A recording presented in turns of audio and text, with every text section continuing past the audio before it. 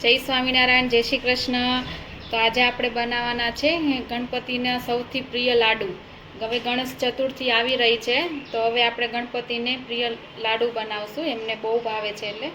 તો સૌપ્રથમ લાડુ બનાવવા માટે મેં ઘઉંનો લોટ લીધો છે, સોજી લીધી છે, ગોળ લીધો છે, ઘી લીધું છે, ખસખસ છે, જાયફળ છે, ચણાનો લોટ લીધો છે, કાજુના ટુકડા છે, પિસ્તાની કતરણ છે, બદામની કતરણ છે, ટોપરાનું બૂરું છે, તેલ છે અને પાણી છે। તો સૌપ્રથમ આપણે હવે લોટ બાંધીશું। તો સૌપ્રથમ મેં ઘઉંનો લોટ લીધો છે, સોજી લીધી છે અને ઘીનું મોણ નાખવાનું છે, મિક્સ કરીશું। હવે લોટ બાંધી દઈશું આપણે થોડું થોડું પાણી લઈ। હવે આપણે લોટ બાંધીશું। આપણે ભાખરીનો લોટ હોય ને એવો કઠણ એવો લોટ બાંધવાનો બંધાઈ ગયો છે। હવે આપણે મુઠિયા વાળીશું, નાના નાના બસ આવા મુઠિયા વાળવાના છે બધા। આવી રીતના હવે મુઠિયા વાળી લેશું આપણે।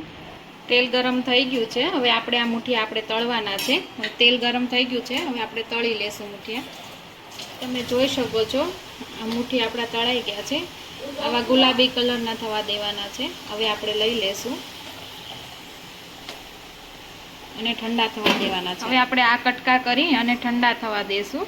હવે આપણે આ ઠંડા થઈ ગયા છે, આવી રીતના બધા બટકા કરીને ઠંડા કરવાના હતા। હવે ઠંડા થઈ ગયા, આપણે મિક્સરમાં પીસી લઈએ। બસ આવી રીતના આપણે મિક્સરમાં ક્રશ કરી લેવાનો છે, આવો ભૂકો કરવાનો છે। હવે આપણે આ બધો ભૂકો થઈ ગયો છે। હવે આપણે આ ચણાનો લોટ લઈશું, મેં એને ઘીમાં શેકી નાખ્યો હતો। હવે શેકેલો લોટ આપણે આમાં નાખવાનો છે। હવે આપણે જાયફળ નાખીશું, ટોપરાનું બૂરું છે, બદામની કતરણ છે,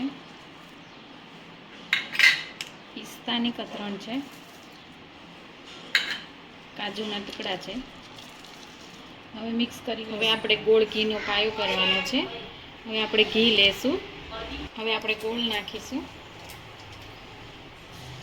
હવે આપણે ગોળ ઘીનો પાયો થઈ ગયો છે, હવે આપણે આ ચૂરમું છે એમાં મિક્સ કરી દઈશું। ગેસ બંધ કરીને હવે આ લોટમાં મિક્સ કરી દઈશું આપણે બધું। હવે આપણે આ બધું મિક્સ કરી દીધું છે, હવે આપણે લાડુ પાડીશું। સૌપ્રથમ એક વાટકી લીધી છે, એમાં ખસખસ નાખું છું, 2-3 પિસ્તા નાખું છું। હવે આપણે આવી રીતના લાડુ વાળીશું।